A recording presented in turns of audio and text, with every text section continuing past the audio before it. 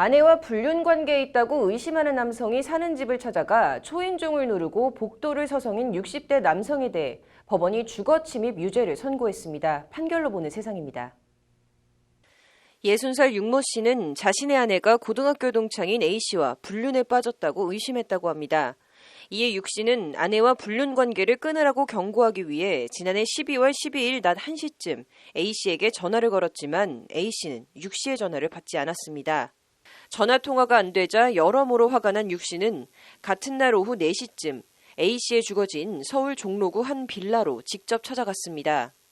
빌라에 도착한 육 씨는 택배기사가 공용 현관 비밀번호를 누르고 들어가는 것을 보고 따라 들어간 뒤 A씨의 집 초인종을 누르고 문을 안 열어주자 복도에서 계속 서성거렸다고 합니다.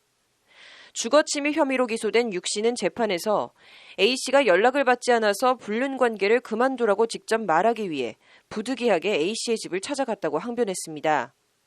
육 씨는 그러면서 A씨를 만나지 못하였을 뿐 아니라 빌라의 복도에서 우연히 만난 아내가 돌아가라고 해서 바로 돌아왔다며 주거침입죄가 성립하지 않는다는 취지로 주장했습니다.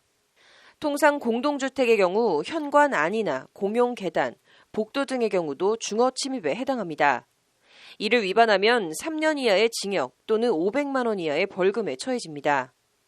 신림동 강간미수 CCTV 사건 30대 남성도 강간미수에 대해선 무죄를 선고받았지만 주거침입 유죄가 인정돼 그제 1심에서 징역 1년의 실형을 선고받았습니다.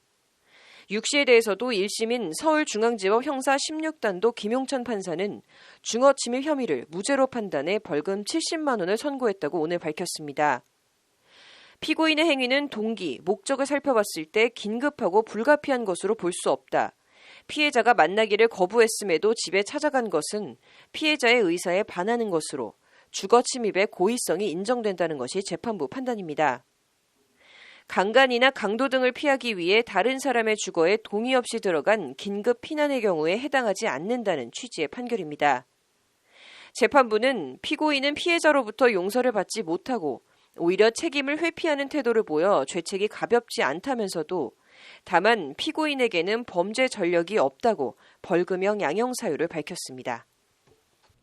내연남이든 내연녀든 누구든 아무리 화가 나도 허락이나 동의 없이 타인의 주거에 들어가면 주거침입죄로 처벌받습니다. 판결 내용은 그렇고 아내의 내연남이 산다는 빌라 복도에서 아내를 우연히 만났고 아내가 돌아가라고 해서 바로 돌아갔다는 육 씨의 진술. 아내는 거기 왜 간 것이고 기왕에 아내의 불륜을 의심한 육 씨가 아내가 가란다고 왜 바로 갔는지, 불륜 의심이 단순 의처증이었는지 참 묘한 집이라는 생각입니다. 판결로 보는 세상이었습니다.